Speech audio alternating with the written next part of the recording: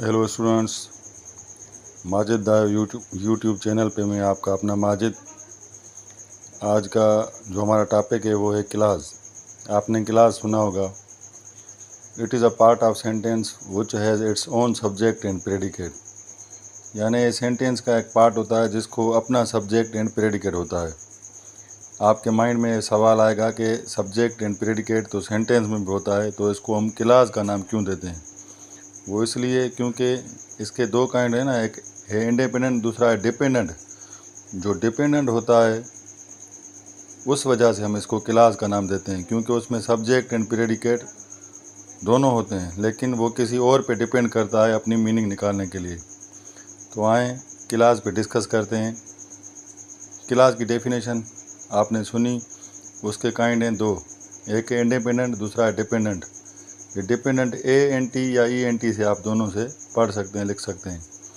जो इंडिपेंडेंट होता है वो उसको हम कहते हैं कोऑर्डिनेटिंग। जो डिपेंडेंट होता है उसको हम कहते हैं सबऑर्डिनेटिंग। जो डिपेंडेंट होता है ना, वो अपनी मीनिंग निकालने के लिए किसी और पे डिपेंड करता है। जो इंडिपेंडेंट होता है वो अपनी मीनिंग खुद निकालता है। इंडिपेंडेंट को आप मेन क्लास या प्रिंसिपल क्लास भी कह सकते हैं। तो इनके एग्जाम्पल देखें कैसे इसमें सब्जेक्ट एंड प्रेडिकेट होता है लेकिन किसी और पे डिपेंड करता है। अभी ये मैंने एक सेंटेंस लिखा है, he is Ali who is a teacher. अभी आप ये नोट करें कि ही इज़ अली, ये अली है। यानी ये हमारा सेंटेंस जो है इसको किसी भी चीज़ की ज़रूरत नहीं अपनी मीनिंग निकालने के लिए। आगे जो है हु इज़ अ टीचर, जो उस्ताद है।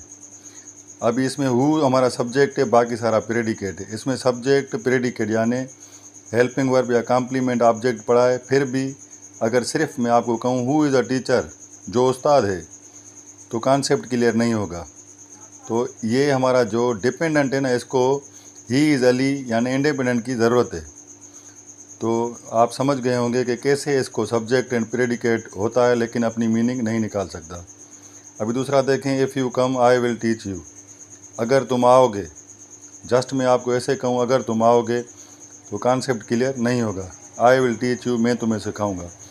यानी ये इफ़ यू कम जो है हमारा डिपेंडेंट है और and I will teach you हमारा इंडिपेंडेंट है। इफ़ यू कम ये डिपेंड कर रहा है आई विल टीच यू पे। ये नीचे दूसरा एग्जांपल है, आई डू नॉट नो, मुझे पता नहीं। व्हेन ही कम्स, वो कब आता है, वो कब आता है। अभी व्हेन ही कम्स ये हमारा डिपेंडेंट है, आई डू नॉट नो ये हमारा इंडिपेंडेंट है।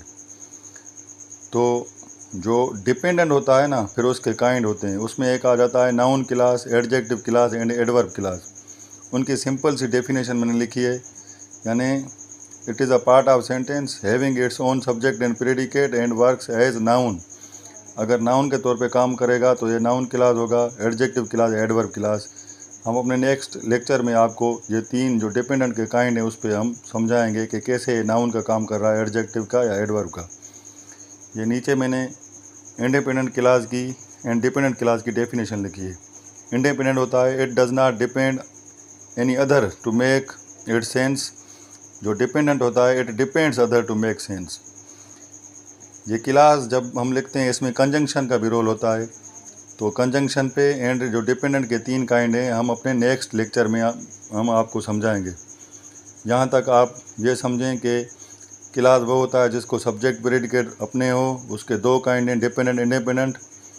डिपेंडेंट के तीन काइंड हैं।